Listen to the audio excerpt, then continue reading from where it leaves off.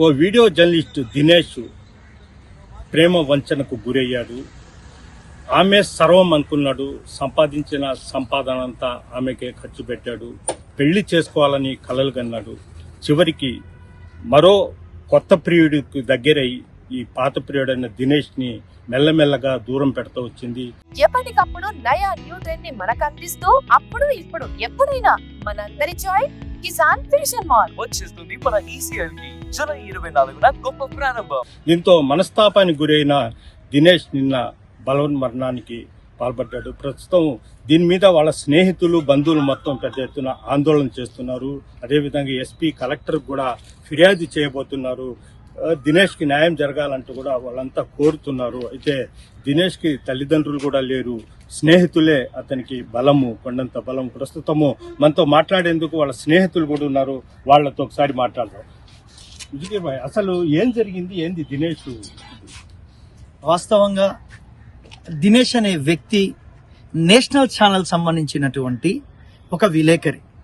ఈరోజు భారతదేశంలో అత్యుత్తమమైనటువంటి వాటిలో చూసుకుంటే ప్రెస్ అనేది చాలా విలువైనది. నలుగురికి న్యాయం చేయాలి, నలుగురికి వారధిగా ఉండాల్సినటువంటి వ్యక్తినే ఈరోజు మేము కోల్పోయామంటే చాలా బాధగా ఉంది.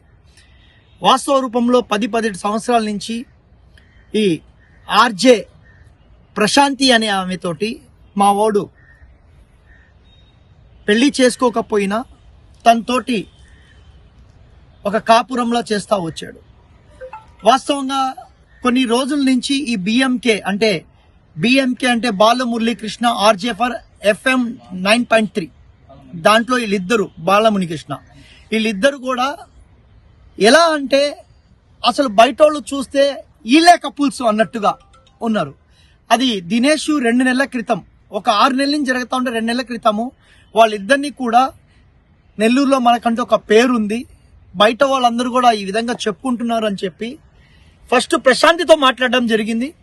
ప్రశాంతితో మాట్లాడిన తర్వాత ప్రశాంతి ఏంది నువ్వు ఆ మీద డౌట్ పడుతున్నావా? వాస్తవంగా ఆ ప్రశాంతి అనే ఆమెకి ఒక చిన్న పాప కూడా ఉంది, ముందే పెళ్ళైపోయింది. అయినా దినేష్ తన మాటల గాడరీడితోటి తన మాటలతో మమేకమైపోయి ఆ మైకంలో మాలాంటి వాళ్ళు ఏం చెప్పినా సరే తప్పు, తన చెప్పిందే కరెక్ట్, ఒప్పు అన్నట్టుగా తన జీవితాన్ని ఈరోజు తన ప్రేమ అనే పదం ఉరితాడుతోటి తన ప్రాణాన్ని పోగొట్టుకున్నాడు. నేను ఒకటే అడుగుతున్నా, బంధువుల దగ్గర నుంచి అందరికి కూడా ఆమె ప్రశాంతి అనే ఆమె ఏం చెప్పింది అంటే 3 రోజుల క్రితం కూడా ఫోన్ చేసి నాకు అతనికి ఏ సంబంధం లేదు, మీకు ముందుగానే తెలియపరుస్తున్నా అని చెప్పి బంధువుల దగ్గర ఆడాల్సిన యాక్షన్ ఆడి మొన్న సాయంత్రం 6 నుంచి 10 గంటల లోపల మాకొచ్చిన ఇన్ఫర్మేషన్ ఏమంటే తన ఇంట్లో రూమ్ లో ఉన్నటువంటి వనంతోప్ సెంటర్ లో బిఎంకే ఉన్నటువంటి 3rd ఫ్లోర్ లో బిఎంకే ఉంటే 5th ఫ్లోర్ లో దినేష్ మూర్తి ఉన్నాడు. తన దగ్గర ఉన్నటువంటి గుడ్డలన్నీ కూడా ఆ అమ్మాయికి సంబంధించిన, నిజంగా చచ్చిపోతా కూడా ఒకరికి హాని చేయకూడదు అనుకున్న వ్యక్తికి ఈరోజు దేవుడిచ్చిన అది శాపమో ఏందో గాని ఆ అమ్మాయి రూపంలో ఆ గుడ్డలన్నీ కూడా తీసుకొని వెళ్ళి ఆ అమ్మాయికి ఇచ్చేటప్పుడు కూడా ఫోన్లు చేసి బతిమాలుకున్నాడట, ఒక్కసారి నిన్ను నేను చూసుకొని వెళ్ళిపోతాను. ఆ అమ్మాయి ఇచ్చిన సమాధానం, నువ్వు ఏడైనా పోయి సావు, నీకు నాకు సంబంధం లేదని. కానీ ఈ రోజుకి నా దగ్గర అన్ని ప్రూఫ్స్ ఉన్నాయి, అన్ని ప్రూఫ్స్ ఉన్నాయి. ఆ అమ్మాయి వాడుతున్న కారు దినేష్ మూర్తి పేరు మీద ఉంది. పాత నెంబర్ అయినా కొత్త నెంబర్ అయినా దినేష్ మూర్తి ఆ కారులో ఉంటే అదే దినేష్ మూర్తి కొనిచ్చిన కారులో RJ BMK Balamuralikrishna RJ Prashanthi వీళ్ళిద్దరు కూడా తిరగడం ఉంది. మాకు ఒకటే డౌట్ ఉంది, దీంట్లో ఖచ్చితంగా నేను గమనించలా, వాళ్ళ మామయ్య గారు చెప్పారు మా అల్లుడు మొహం మీద కొన్ని దెబ్బలు ఉన్నాయి, ఇదేదో నాకు డౌట్గా ఉందని నిన్న సాయంత్రం చెప్పంగానే మేము ఊటిన పోలీస్ వారిని కూడా చెప్పడం జరిగింది.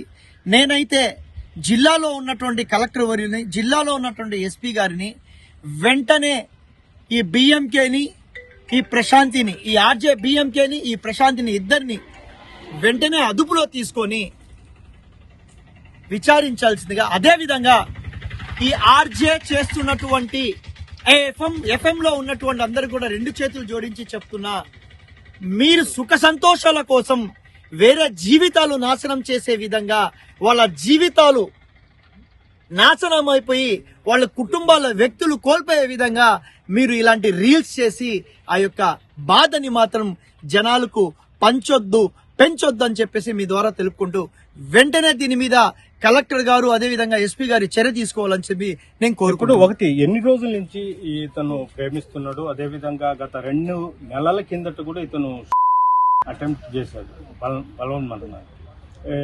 ఎప్పుడు జరిగింది, ఎందుకు జరిగింది? ఇతను 10 సంవత్సరాల నుంచి ప్రేమలో ఉన్నాడు. 2 నెలల క్రితము వీళ్ళిద్దరు కూడా హైదరాబాద్కి వెళ్ళడం జరిగింది. ఎవరిద్దరు? బిఎంకే ప్రశాంతి వెళ్ళినప్పుడు అది మన దినేష్ కి తెలీదు. వీళ్ళు రీల్స్ చూసినప్పుడు దినేష్ మళ్ళీ వాళ్ళతోటి సంభాషించాడు. ఈ విధంగా ఉందంటే అప్పుడు చెప్పినటువంటి పదం ఆర్జే బిఎంకే నాకు తెలియట్లా, చిల్ బ్రో, నీ చిల్లు ఈరోజు మా హార్ట్కి ఈరోజు చిల్లు పడింది. మా వ్యక్తిని మేము కోల్పోయాం. అప్పుడు ఆయన చెప్పిన సందేశం ఏమంటే మా ఇద్దరి యొక్క బాడీ లాంగ్వేజ్, మా కెమిస్ట్రీ బిల్డ్ అయితేనే అందరూ చూస్తారు. నువ్వు ఇంకా పాతకాలంలో ఉన్నావు దినేష్, ఇవన్నీ నువ్వు చిల్ చేసి వదిలేయాలి అని చెప్పినటువంటి దాని మీద. దాని తర్వాత ఇతను సూసైడ్ అటెంప్ట్ చేసిన తర్వాత ప్రత్యేక సాక్షిగా నేను విన్నది దినేష్ నోట్ తోటి ఈ పదాలు. నేను ప్రత్యేక సాక్షిగా అయినా ఎక్కడైనా చెప్పడానికి నేను రెడీగా ఉన్నా. కానీ రాత్రి నుంచి మాకు ఫోన్ కాల్స్, ఆర్జే బిఎంకే వాళ్ళ వైఫ్ రాత్రి నుంచి ఫోన్ కాల్స్, మీరెవరు మమ్మల్ని బ్లేమ్ చేయడానికి. నేను ఆ అమ్మాయికి కూడా చెప్తున్నా, ఎవరైనా సరే వృత్తిరీత్యా ఏం చేసుకున్నా మేము అడగం. ఈరోజు ఆ ఆర్జే బిఎంకే ప్రశాంతి ఉద్యోగాలు పోతాయని చెప్పి వాళ్ళు బాధపడుతున్నారే, ఈ రోజు మా ఫ్రెండ్ వెళ్ళిపోయాడు, మాకు మీరు తీసుకురాగలుగుతారా అని నేను అడుగుతున్నా.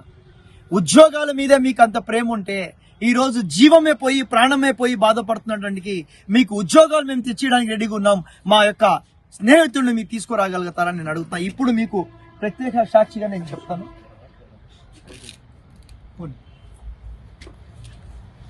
చూడండి బాగా, ఈ కారు దినేష్ ఇచ్చింది, దాంట్లో బిఎంకే అండ్ ప్రశాంతి ఇద్దరున్నారు. అండ్ ఇదే విధంగా కారు ఫామ్ చూస్తే దినేష్ పేరుతోనే ఉంది.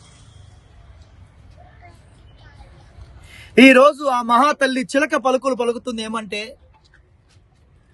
ఆమెకి వినండి వినండి ఉల్లాసంగా పదం కామనేమో గాని ఈ రోజు ఈ యొక్క ఆస్తిని, తనకున్న కారుని నువ్వు వేసుకొని తిరుగుతున్నావు. ఇంకోటి 2 నెంబర్లు కూడా చూస్తే కొత్త నెంబర్ కూడా అతని పేరు మీదే ఉంది. చనిపోయినటువంటి దినేష్ మూర్తి ఆ కారు దగ్గర నిలబడుకున్నాడు. చనిపోయినట్టు దినేష్ మూర్తి ఆ కారు దగ్గర నిలబడుకున్నారు. మాకే సంబంధం లేదు అని చెప్తున్నటువంటి ఇదే కారులో ఈ వ్యక్తులు ఎవరు, దీంట్లో మీరిద్దరు ఎందుకున్నారు, మాకు దినేష్ కి సంబంధం లేదని చెప్తున్న వ్యక్తులు చెప్తున్నా. కాబట్టి దీంట్లో మాత్రము సమగ్ర విచారణ జరిపించి అతను భారతదేశానికి సంబంధించినటువంటి news channel India today, Aaj Tak news ఛానల్లో చేస్తున్నటువంటి పెద్ద విలేకరి కాబట్టి ఆ విలేకరికి న్యాయం చేయాల్సిన అవసరం విలేకరులుగా మీకుంది. ఒక అన్యాయం జరిగినటువంటి అందరికి కూడా న్యాయం చేయాల్సిన బాధ్యత జ్యుడిషియల్ డిపార్ట్మెంట్ కి, అదేవిధంగా మా డిస్ట్రిక్ట్ కలెక్టరేట్ కి, అదేవిధంగా జిల్లా ఎస్పీ గారికి. ఏ సంబంధం లేకపోతే మీరు చూడొచ్చు, ప్రశాంతి అండ్ దినేష్ ఇవన్నీ ప్రూఫ్స్ తను కూడా తన మొబైల్ నుంచి కూడా డిలీట్ చేసేయడం జరిగింది. ఎందుకంటే బ్లేమ్ చేయడం కరెక్ట్ కాదని. కాబట్టి మేము మీ ద్వారా తెలుపుకుంది ఒకటే, సో కలెక్టర్ గారు ఎస్పీ గారు వెంటనే స్పందించి వాళ్ళిద్దరిని కూడా తీసుకొని చనిపోయినట్టు కుటుంబాన్ని న్యాయం చేస్తూ స్నేహితులుగా మేము, అదేవిధంగా చాలా మంది మా మగ మహారాజులందరికీ కూడా చెప్తున్నా, నాకు తెలిసినంత వరకు సూట్ కేసు పైనుంచి నెట్టేయడం మనం చూసాం, ఇంజెక్షన్స్ ఇచ్చేసి మళ్ళీ పాము కాటులు ఇవన్నీ జరుగుతున్నాయి. కాబట్టి అందరి మహిళనైతే నేను కించపరచట్లా. మీరు సెలెక్ట్ చేసుకునేటప్పుడు ఆ మహిళల్ని కొద్ది జాగ్రత్తగా సెలెక్ట్ చేసుకొని మీ జీవితాన్ని నాశనం చేసుకోకుండా ఉండాలని నేను కోరుకుంటున్నాను. Thank you. అదే విధంగా దినేష్ మామయ్య ఉన్నారో ఆయనతో కూడా మాట్లాడారు. దినేష్ వాళ్ళ ఫాదర్ మదర్ ఉన్నారా? చనిపోయాను. ఎప్పుడు? మాస్క్ మాస్క్ రీసెంట్ గా ఒక 1.5 year లో వాళ్ళ మదర్ చనిపోయారు. ఉమ్, వాళ్ళ ఫాదర్ వచ్చి 6-7 years ఉమ్. మీకు ఎప్పుడు తెలిసింది ఇది? నేను ఆఫీస్ పోతే ఆఫీస్ కానీ 10 గంటలప్పుడు నాకు ఫోన్ చేశారు, మీరు దినేష్ చనిపోయారు అని చెప్పి ఫోన్ చేశారు. ఉమ్, అసలు ఆయన ఏ అపార్ట్మెంట్ లో ఉన్నాడో కూడా నాకు తెలియదు. నాకు ఎప్పుడు నన్ను తీర్చేవాడు కాదు. ఉమ్, చెప్పగానే ఎత్తుకుంటూ పోయిన అక్కడ రాయల్ అపార్ట్మెంట్ అన్నారు, ఆడకి పోయాను. ఉమ్, పోలీసు వాళ్ళు ఉన్నారు, వాళ్ళ ఫ్రెండ్స్ చూస్తా పోతా వస్తా ఉన్నారు. ఉమ్, అంతవరకు తెలిసి ఉమ్. ఏమైనా గాయాలు ఉన్నాయా శరీరం మీద అలాంటి? మొహం మీద ఇక్కడ గాయాలు ఉమ్, చూసాను. ఉమ్. అదే ఇబ్బంది పెట్టినట్టుగా ఉంది. ఉమ్, ఎవరు ఏం చేస్తారని తెలియదు. ఉమ్. అమ్మ నాన్న చనిపోయిన తర్వాత ఒంటరిగా దూరంగా ఉంటాడు. మీ మీద ఎప్పుడు భారం? ఎప్పుడు రమ్మని ఎన్నిసార్లు చెప్పినా వచ్చేవాడు కాదు. ఉమ్, నేను రాకూడదులే మావ, నేను రాననేవాడు. ఉమ్, వేరే నేను బతికినంత కాలం నేను చూసుకుంటాను, నా కాన్నే ఉంటానని చెప్పాను. ఉమ్, అసలు విన్నాడు. ఉమ్, వాడు వర్షంలో వాడు ఉంటాడు, ఉమ్, ఇంటికాడు ఉంటాడు, నేను చూసుకుంటానన్నా కానీ వినడు ఆయన. ఉమ్, ఈ అమ్మాయి వల్ల చాలా సఫర్ అయిపోయినాడు. ఉమ్, ఆ అమ్మాయి నాకు కూడా ఫోన్ చేసింది, ఉమ్, మీ దినేష్ ని మీరు హ్యాండ్ ఓవర్ చేసుకోండి, నాకు అతనికి సంబంధం లేదు అని చెప్పి. ఎప్పుడు చేసింది? ఒక 10 రోజుల క్రితం చేసింది. ఉమ్. ఎవరు? ఆ ప్రశాంతి అనే అమ్మాయి చేసింది. ప్రశాంత్ అనే అమ్మాయి చేస్తుంది. ఉమ్, అమ్మాయి చేసి మీ దినేష్ ని మీరు హ్యాండ్ ఓవర్ చేసుకోండి, నాకు సంబంధం లేదు.